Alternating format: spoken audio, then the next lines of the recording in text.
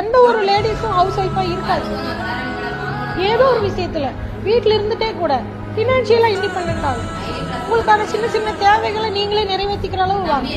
எப்படி ஒரு பறவை கூண்டுல வச்சு அதுக்கு சோறு போட்டு வளர்த்து கூட்டுக்குள்ள அடைச்சி வச்சிருக்காங்க, அதுதான் அவங்க வாழ்க்கை. உங்களுக்கு வேணுங்கிறதெல்லாம் கிடைக்கிறதுனால அந்த பறவை சந்தோஷமா இருக்குன்னு அர்த்தமா? அந்த பறவைக்கு வெளியே எவ்வளவு பெரிய உலகம் இருக்குன்னு தெரியல. அந்த கூண்டுக்குள்ளேயே அது பிறந்ததுல இருந்து இருக்கு, கூண்டுக்குள்ளேயே அதுக்கு வேணுங்கிறதெல்லாம் கிடைக்குது, அதனால அது சந்தோஷமா அதை நினைச்சுக்குது. கூண்டுக்கு வெளியில இருக்கிற பறவையை பார்த்து அது பாவப்படுது. பாரு, இதுக்கு கொடுப்பனே இல்லை, இது எங்கெங்கயோ பறந்து தெரிஞ்சு சாப்பிட்டு இருக்குது. எங்க வீட்டுக்கார் பாரு என்ன சந்தோஷமா வச்சுக்கிறாரு, கூண்டுக்குள்ளேயே வச்சு சோறு கொடுக்குறாரு. புரியுதா? அது சுதந்திரமா அது நினைக்குது. ஒரு தடவை அந்த சிறகை விரிச்சு பறக்கும் போது அந்த சுதந்திரம் என்னன்னு தெரிஞ்சிருச்சுன்னா அதனால திரும்ப போய் அந்த கூட்டுக்குள்ள இருக்க முடியும். அது எவ்வளவு பெரிய சுதந்திர காத்த சுவாசிச்சுக்குது. அது நினைச்சா பறக்கலாம், நினைச்சா இருக்கலாம், நினைச்சதை சாப்பிடலாம், நினைச்சதை இருக்கலாம். அது அவங்க போட்டதை தான் சாப்பிடணுங்கிறது இல்ல. ஆனா கூட்டுக்குள்ள இருக்கிற பறவைக்கு அவன் கொடுத்தாதான் சாப்பாடு, அவன் கொடுக்கறதா உணவு, அவன் கொடுக்கறதா அறிவு.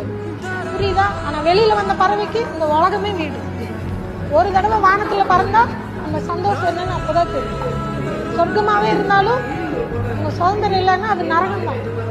புரியுதா? நரகத்திலே இருந்தீங்கனாலும் அங்க நீ சுதந்திரமா இருந்தீங்கன்னா அந்த நரகத்தையே உன்னால சொர்க்கமா மாத்த முடியும். நீ போய் கூட்டுக்குள்ள இருக்க போறியா, நீ சிறகு விரிச்சு பறக்க போறியாங்கிறது உன் கையில தான் இருக்கும்.